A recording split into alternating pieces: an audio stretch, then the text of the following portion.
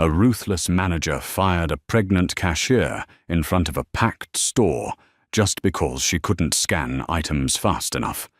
He thought he was teaching her a lesson. He didn't know the quiet man watching from aisle 4 was Chicago's most dangerous crime boss, and he was deeply obsessed. The fluorescent lights of Barton's premium grocery on Chicago's west side always hummed with a low, oppressive buzz. For Mia Sullivan, 24 weeks pregnant and barely holding her life together, that hum was the soundtrack to her daily survival. It was a bitter Tuesday in late November. The wind coming off Lake Michigan whipped against the glass storefront, but inside the air was stifling. Mia stood at register 3, her lower back screaming in protest, with every item she dragged across the scanner. Her ankles were swollen over the edges of her worn-out sneakers, and the dull, persistent ache in her pelvis served as a constant reminder of the life growing inside her, and the daunting reality of raising it alone. The baby's father, a deadbeat mechanic named Tommy, had packed his bags the day she showed him the positive test from the clinic. Mia didn't have the luxury of grief. She had rent due on a cramped apartment over on Darman Avenue and mounting bills from Northwestern Memorial Hospital for her prenatal care under Dr. Aris Miller. Barton's paid a meager $15 an hour, but it was the only place that had hired her when her bump started showing. Her survival, however, was constantly threatened by Greg Henderson. Greg was the store manager, a petty tyrant with a clipboard and a complex. He treated the grocery store like a military boot camp, obsessing over items per minute metrics and corporate efficiency quotas. He despised Mia. To him, her pregnancy wasn't a natural part of life. It was a glaring liability, a drain on his precious checkout speeds. "Sullivan, you're lagging again." Greg's voice barked over the intercom, loud enough for the customers in line to hear. Mia flinched, her cheeks burning with humiliation. She glanced up to see Greg leaning against the customer service desk, tapping his watch. "The scanner isn't a toy. Move it along. We have a queue backing up into the dairy aisle." Mia bit the inside of her cheek, swallowing the sharp retort, threatening to spill from her lips. "Sorry, Greg. The barcode on this organic chicken is smudged." "Excuses don't ring up the register." He sneered loud enough to draw stares from a woman holding a basket of avocados. Mia manually punched in the 12-digit code, her fingers trembling slightly. She was exhausted, the kind of bone-deep exhaustion that sleep couldn't fix. She just needed to make it to her 15-minute break. Then the bell above the automatic doors chimed, and the atmosphere in the store subtly shifted. He walked in exactly as he did every Tuesday and Friday, at 4 p.m., Leo Castiglione. To the casual observer, Leo was just a wealthy businessman. He wore perfectly tailored charcoal wool overcoats, crisp white shirts, unbuttoned perfectly at the collar, and carried an aura of absolute, terrifying stillness. He was in his late 30s, with sharp, aristocratic features, dark eyes that missed nothing, and a faint silver scar cutting through the edge of his left eyebrow. But the neighborhood knew better. The whispers in the break room were terrified and hushed. Castiglione. The name belonged to a family that controlled the shipping ports, the real estate developments, and a massive underground syndicate stretching from Chicago to New York. He wasn't just connected, he was the head of the entire operation. Yet twice a week, this apex predator walked into a mid-tier grocery store just to buy an apple a jar of imported honey or a single black coffee from the bakery counter. And he always, without fail, checked out at register 3. Mia watched him move through the produce section. He didn't browse like the other customers. He moved with deliberate purpose, the crowds naturally parting for him, as if sensing the danger radiating off his broad shoulders. 2 large men in dark suits, his bodyguards, Paulie and Declan, always lingered near the entrance, their eyes scanning the parking lot. Leo picked up a single Honeycrisp apple and walked toward Mia's lane. He ignored the open register with no line and stood patiently behind 3 older women with overflowing carts. When it was finally his turn, Mia's heart did that strange, anxious flutter. It always did. "Good afternoon, Mia," Leo said. His voice was a low, resonant baritone that sent a shiver down her spine. It was smooth, but edged with gravel. "Hi, Mr. Castiglione," she replied, her voice soft. She reached for the apple, weighing it on the scanner. "Leo," he corrected her, as he always did. His dark eyes flicked down to her name tag, then to the swell of her stomach beneath the awful polyester apron. A strange, unreadable emotion crossed his face. "You look tired today." "Just a long shift." Mia offered a fragile smile, trying to ignore the shooting pain in her lower back. "The holiday rush is starting early." Leo's jaw tightened. He glanced over his shoulder, his gaze locking onto Greg Henderson, who was pacing near the registers. The temperature in the immediate vicinity seemed to drop 10 degrees. "Your manager. He was shouting at you again." It wasn't a question. It was a dangerous observation. "He's just stressed about corporate metrics," Mia said, quickly, not wanting to cause trouble. "That'll be $1.40. Leo pulled a crisp $100 bill from a silver money clip and placed it on the counter. "Keep the change, Mia. Buy something for the baby." "Leo, I can't take this," Mia whispered, panic rising in her chest. Greg strictly forbade cashiers from accepting tips, viewing it as a fireable offense. "Please, it's too much." Leo leaned in, closer, his heavy cologne, sandalwood, and expensive leather washing over her.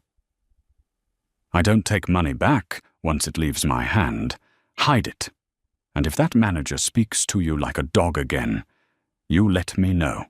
Before Mia could argue, Leo took his apple and walked away, his presence lingering in the cold air long after the automatic doors slid shut. Mia quickly shoved the $100 bill into her shoe, her heart pounding.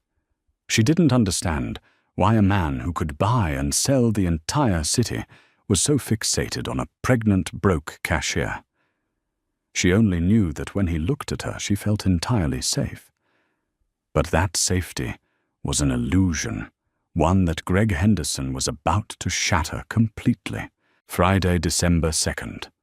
The store was a madhouse. A brutal winter storm was forecasted to hit Chicago over the weekend, sending the entire neighborhood into a panicked frenzy of panic buying. Carts were overflowing with bread, milk, and canned goods.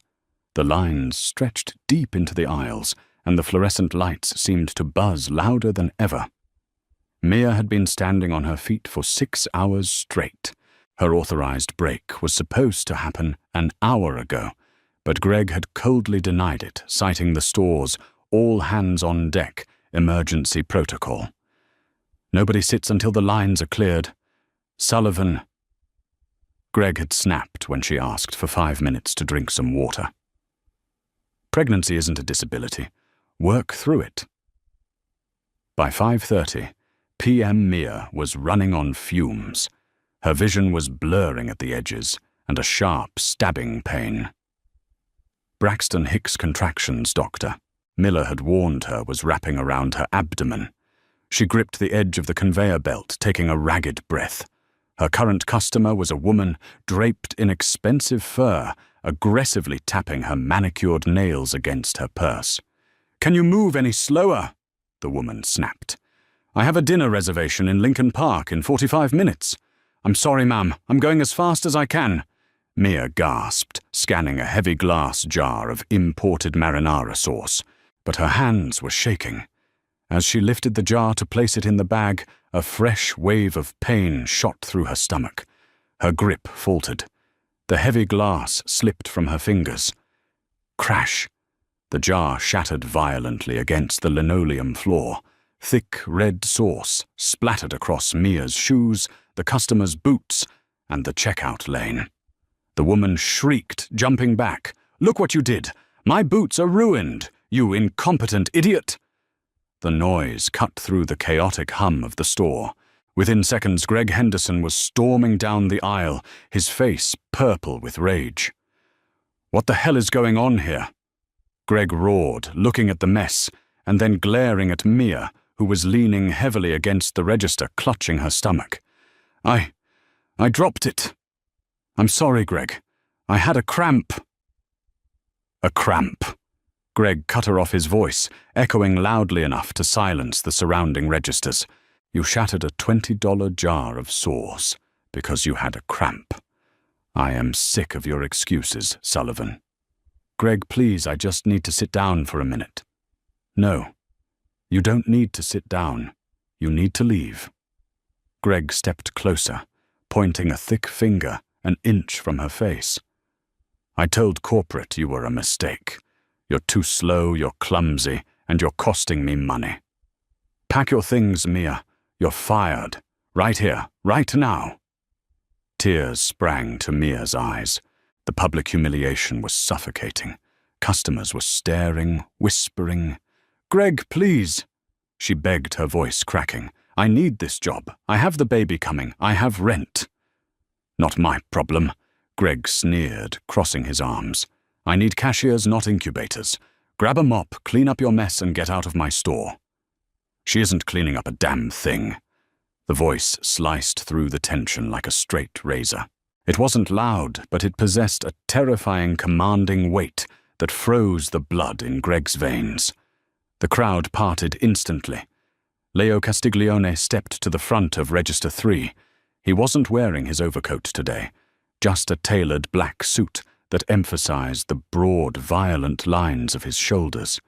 His bodyguards, Paulie and Declan, stood silently 10 feet back, their hands resting ominously inside their jackets. Leo didn't look at Greg. His dark, furious eyes were locked on Mia. He took in her pale face, her trembling hands, and the tears spilling down her cheeks. "Leo," Mia whispered instinctively, taking a step toward him.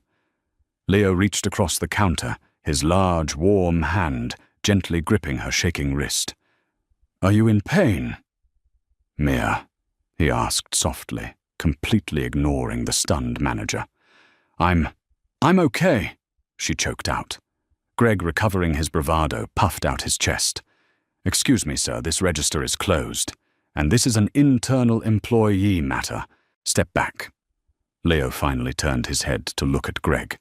The look in the Mafia Boss's eyes was so dead, so utterly devoid of human warmth, that Greg physically recoiled. "You fired her," Leo stated. It wasn't a question. "She destroyed store property and is incapable of meeting quotas."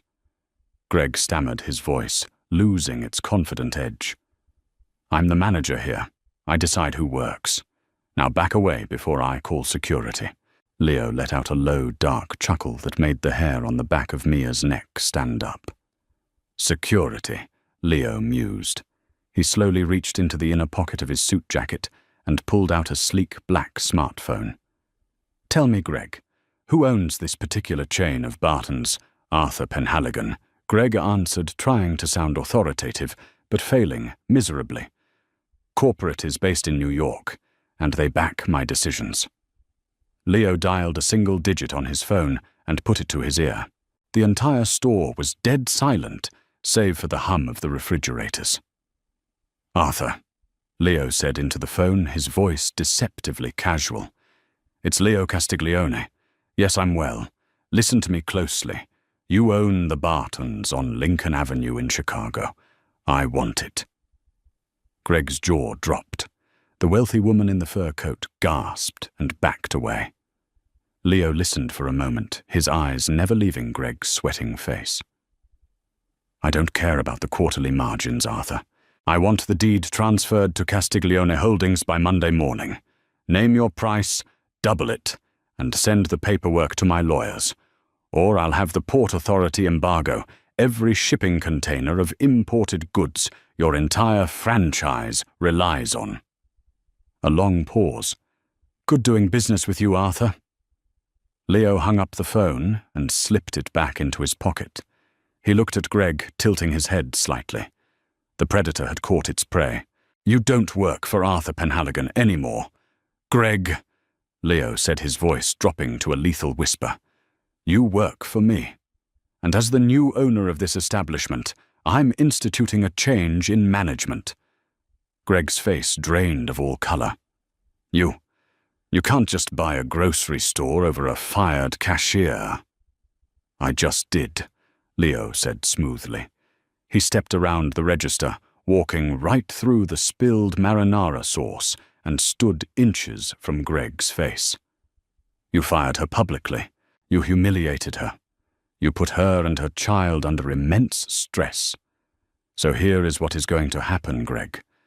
Leo leaned in, dropping his voice so only Greg and Mia could hear. You are going to apologize to her. Then you are going to get down on your hands and knees, and you are going to clean up this sauce.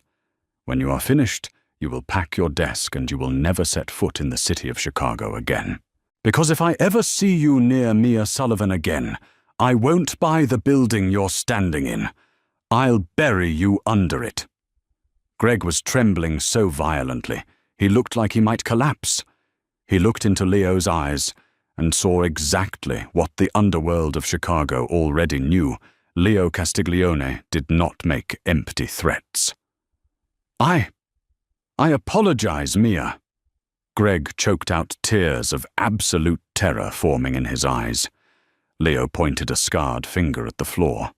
The mop, Greg. Now, as the former tyrant scrambled to the janitorial closet, stripped of his power and dignity, Leo turned back to Mia. The cold, violent mask melted away, replaced by a devastatingly gentle expression. He took his coat off and draped it over her trembling shoulders. Come on, Mia, Leo said softly, guiding her away from the register. You're done working here. I'm taking you to the hospital to get that baby checked, and then we're going to have a long talk about your future. The sleek, armored Bentley flew down Lakeshore Drive, cutting through the biting Chicago winds. Inside the spacious cabin, the silence was thick. Mia sat wrapped in Leo's heavy wool overcoat, the lingering scent of sandalwood and danger acting as a strange, calming anchor. Her hands instinctively protected her swollen belly as she watched the city lights blur past the tinted windows. At Northwestern Memorial Hospital, Leo didn't wait in the lobby. He flanked Mia directly into the maternity triage, his presence instantly parting the sea of waiting patients. When a triage nurse tried to hand them a clipboard and pointed toward the waiting room, Leo simply leaned over the desk and murmured a few words. Within 60 seconds, Mia was in a private room. Dr. Aris Miller, Mia's regular obstetrician, arrived looking visibly flustered, flanked by the imposing figures of Paulie and Declan standing guard at the door. After a thorough ultrasound and monitoring, Dr. Miller let out a sigh of relief. The baby is perfectly fine, Mia, Dr. Miller said, glancing nervously at the silent, brooding Mafia Boss leaning against the wall. But you are experiencing severe stress-induced Braxton Hicks. Your blood pressure is elevated. If you keep pushing yourself like this, you risk going into preterm labor. You need absolute rest. She will have it, Leo stated, his voice brooking no argument. He didn't ask. He decreed. An hour later, instead of taking her back to her drafty, crumbling apartment on Damen Avenue, the Bentley pulled up to a heavily fortified luxury high-rise on Astor Street in the Gold Coast. Leo, I can't stay here, Mia protested weakly as they rode the private elevator up to the penthouse. I don't belong in a place like this, and I still don't understand. Why did you buy a grocery store for me? Why are you doing any of this? The elevator doors chimed and slid open, revealing a sprawling, multi-million-dollar penthouse with floor-to-ceiling windows overlooking the dark expanse of Lake Michigan. It was cold, modern, and impeccably clean, a stark reflection of the man who lived there. Leo guided her to a plush velvet sofa and knelt on the hardwood floor in front of her, uncaring of the expensive fabric of his suit pants. He looked up at her, the harsh lines of his face softening. Because I owe you the truth, Mia. Leo began, his dark eyes locking onto hers. The terrifying predator from the grocery store was gone, replaced by a man bearing a heavy confession. I didn't just happen to walk into Barton's Premium Grocery 2 months ago. I was looking for you. Mia's breath hitched. Looking for me? How could you possibly know who I am? Leo's jaw tightened. Because of Tommy, the name hit Mia like a physical blow. Tommy, the deadbeat mechanic, the man who had laughed in her face when she told him she was pregnant and then vanished into the Chicago night. What does Tommy have to do with you? Tommy didn't just run out on you, Ka. Leo explained, his voice low and dangerous. He ran from my syndicate. He was laundering money through his auto shop for one of my lieutenants. 3 months ago, he skimmed $300,000 off a shipment and disappeared. In my world, you don't steal from the Castiglione family and get to keep breathing. Mia covered her mouth, her eyes wide with horror. She was suddenly acutely aware of the violent reality of the man kneeling before her. You were tracking him through me. Initially, yes. Leo admitted, not breaking eye contact. He refused to lie to her. My men found out about his pregnant girlfriend. I started coming to the store to see if he would reach out to you, to see if you were hiding him or hiding the money.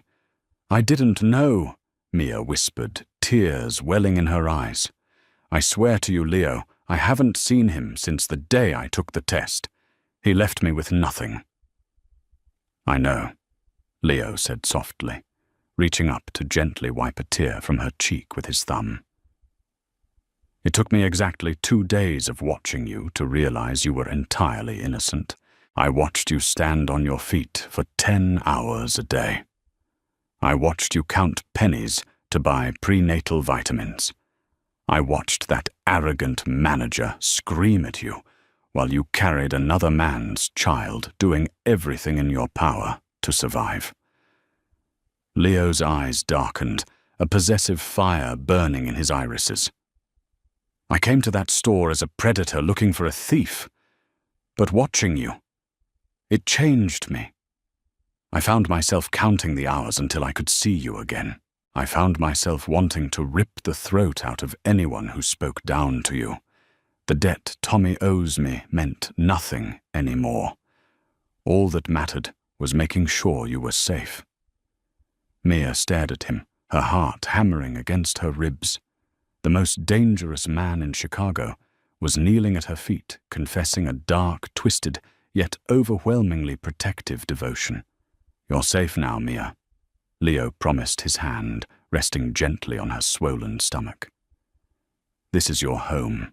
You will never want for anything again. And as for Tommy, he is a ghost. He will never touch you or this child. But in the criminal underworld, ghosts have a nasty habit of returning from the dead. 3 weeks passed. True to his word, Leo transformed Mia's life into a gilded fortress. She had a private chef, the finest medical care, and a nursery being designed by top decorators. More importantly, the Barton store had been completely gutted and rebranded under new management, with her former co-worker Brenda promoted to general manager and a strict policy prioritizing employee well-being. The title deed for the entire property sat in a safe legally registered in Mia's name. But the peace was a fragile illusion.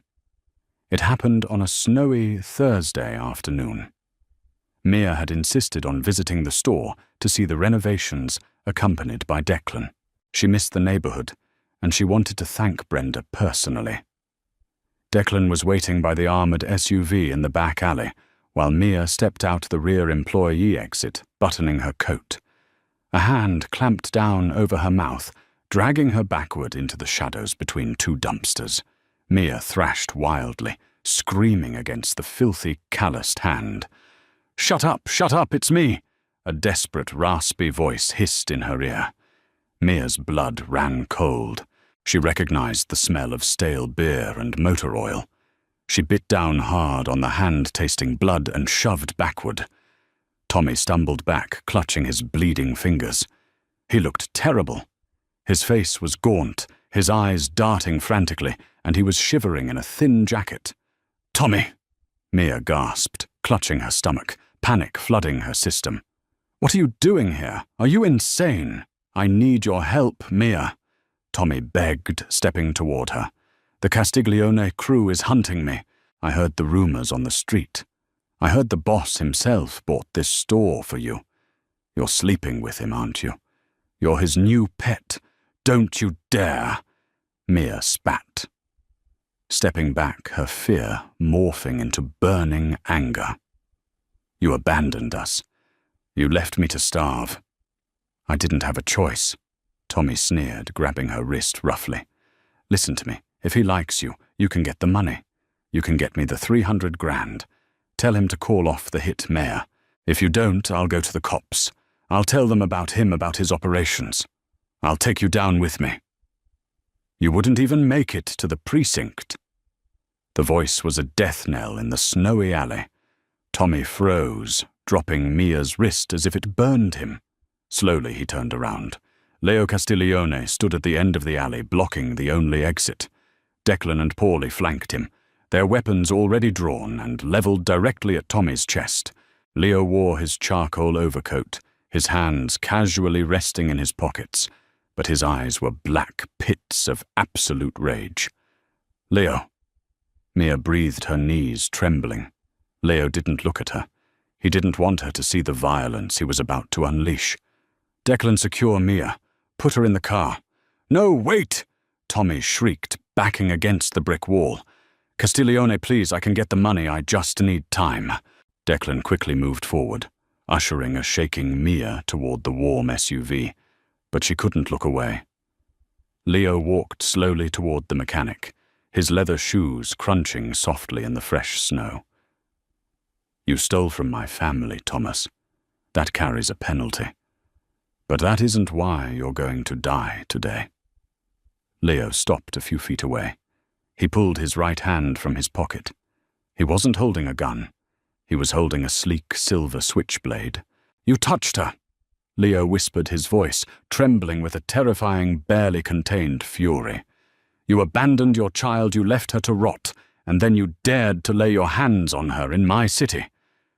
Please, I'm the father, it's my kid." Tommy cried, tears streaming down his dirty face. Leo stopped. A cruel, cold smile played on his lips. With his left hand, he reached into his inner coat pocket and pulled out a folded legal document, tossing it into the snow at Tommy's feet. "Those are termination of parental rights forms," Leo said coldly. "You are going to sign them. You are going to sign away any legal claim you have to Mia and that baby." Tommy looked down at the papers, then up at the blade in Leo's hand. "And if I do, will you let me live?" "If you sign it," Leo said, his voice devoid of mercy.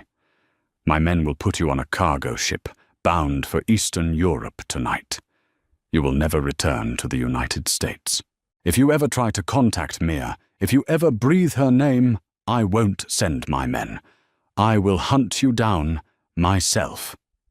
Tommy dropped to his knees in the snow, frantically searching his pockets for a pen. Paulie tossed him one. With shaking hands, Tommy signed his rights away, crying as the ink bled into the damp paper. Leo picked up the document, inspecting the signature before tucking it away. He looked down at the pathetic man. "Take him to the docks," Leo ordered his men. "Make sure he gets on the ship." Leo turned his back on Tommy and walked toward the SUV. He opened the back door and slid in next to Mia, pulling her immediately into his chest. She was trembling, tears streaming down her face, but she didn't pull away. She clung to his lapels, burying her face in his neck. "It's over," Leo murmured, kissing the top of her head, his hands rubbing soothing circles on her back. "He's gone, Mia. He will never hurt you again." You made him sign the papers," she whispered. "He was never a father," Leo said fiercely. He was a sperm donor. This child... Leo moved his hand to rest firmly, warmly on her belly. This child is mine now. You are mine. And I protect what is mine. Mia looked up into his dark eyes. She saw the ruthlessness, the blood on his hands, the dark empire he ruled, but she also saw absolute, unwavering devotion. She had spent her whole life fighting to survive the storm. Now she realized she had fallen in love with the storm itself. "Take us home, Leo," she whispered, resting her head against his chest. Leo smiled, a genuine, rare expression that chased the shadows from his face. "Drive," he commanded the driver. The Bentley pulled away from the snowy alley, leaving the ghosts of the past behind, carrying the Mafia Boss and the former Cashier toward an empire built on dark obsessions and unbreakable vows. If this dramatic twist of fate kept you on the edge of your seat, hit that like button. Share this story with someone who loves a dark protective romance. And don't forget to subscribe to our channel for more thrilling, real-life inspired audio dramas. Ring the notification bell so you never miss a chapter of our underworld sagas. Drop a comment below. What would you do if a mafia boss bought your workplace? Let us know